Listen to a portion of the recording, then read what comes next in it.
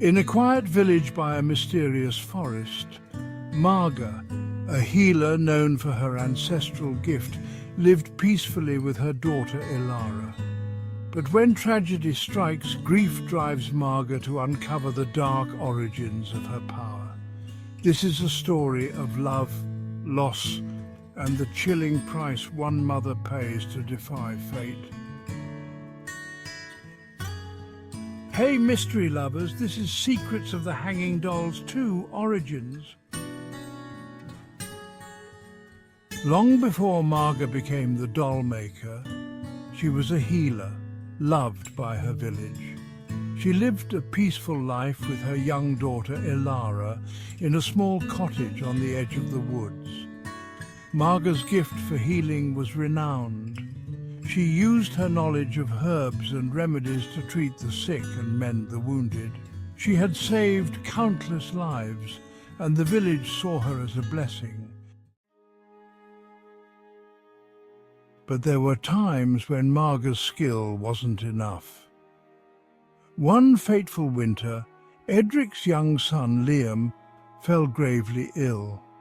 The boy was bright and full of life, with dreams of becoming a great blacksmith like his father. When Marga was summoned to the blacksmith's home, she found Liam burning with fever, his small body racked with coughs.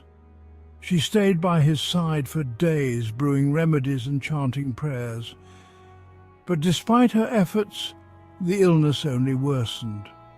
On the seventh night, Liam succumbed to the illness, leaving Edric's family shattered.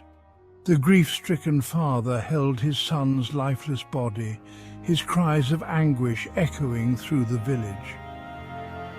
Marga stood at the doorway, tears streaming down her face, feeling the weight of failure settle heavily on her shoulders. In her heart, she believed she had failed not just Liam, but Edric as well. The village mourned for the boy, but it was Edric's widow who glared at Marga with an intensity that chilled her. "You were supposed to save him," the woman hissed through her tears, her voice filled with venom. "You let him die." Marga tried to explain, but Edric's grief twisted into anger. He turned away from her, his eyes cold and unforgiving. The villagers, unsure of whom to blame, began to whisper doubts about the healer they had once revered. Marga felt the weight of their judgment bearing down on her, and the trust she had built over the years crumbled away.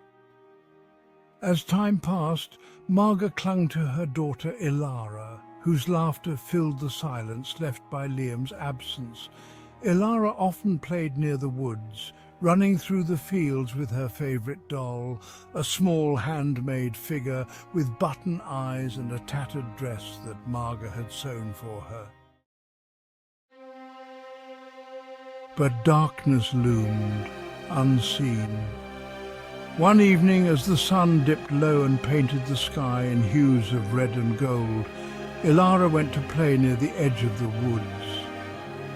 Marga watched from the window, smiling as her daughter twirled with her doll, her joy infectious. But as night fell and the shadows lengthened, Ilara didn't return. At first, Marga thought little of it. Ilara often lost track of time when she played. But as the minutes turned to hours, worry gnawed at her. Marga stepped outside, calling Ilara's name. The wind howled in response, and the woods loomed dark and silent. Then she saw it. Near the edge of the forest, lying still in the grass, was Ilara's doll.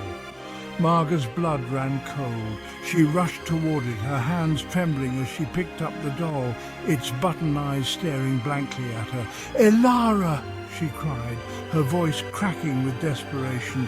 And then she found her. Ilara lay beneath a tree, her body lifeless, her small face pale and serene, as if she were merely sleeping. Marga fell to her knees, her breath hitching in her throat as she cradled her daughter's body, rocking her gently, whispering her name over and over, as if the sound of it could somehow bring her back. but Ilara was gone. Days passed in a blur of grief. Marga shut herself away, unable to face the world, clutching Ilara's doll as though it were a lifeline. The villagers came to offer their condolences, but their words were empty, hollow in the face of her pain. Marga had lost everything. The light that had once filled her life was gone, snuffed out in an instant. It wasn't until the night of Ilara's burial that Marga learned the truth. She was sitting by the fire, Ilara's doll held tight in her arms, when the air around her seemed to shift. The flames in the hearth flickered, and a cold wind swept through the room, carrying with it a voice, low and full of malice. "You couldn't save my son, so I took your daughter from you." Marga froze, her heart pounding in her chest. The voice was unmistakable. "Edric." "No," she whispered, her throat tight with fear. "It can't be." But the voice continued, a dark, bitter laugh echoing through the room. "You allowed him to die. You stood by and watched. And now you must pay the price." Tears streamed down Marga's face as the truth sank in. Edric's wrath had driven him to darkness, and in his vengeful spirit he had taken Ilara from her, snatching away her light, her joy, her reason for living. Rage boiled in Marga's chest, mixing with her sorrow. She had already lost so much, and now this? She would not let Edric's spirit win. She would not let her daughter's soul be lost to darkness. Desperation drove Marga to the one place she had always feared, the heart of the forest, where it was said dark magic thrived. She brought Ilara's doll, believing it was the key to preserving what little of her daughter remained. She would find a way to bring her back, no matter the cost.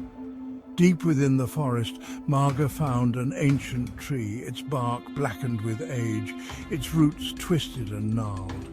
She had heard stories of this place, where magic could bend the rules of life and death. She fell to her knees before it, clutching the doll to her chest, and whispered the words of an old, forbidden spell she had heard in childhood. "By my grief, I call you. By my loss, I summon you. Return what has been taken from me."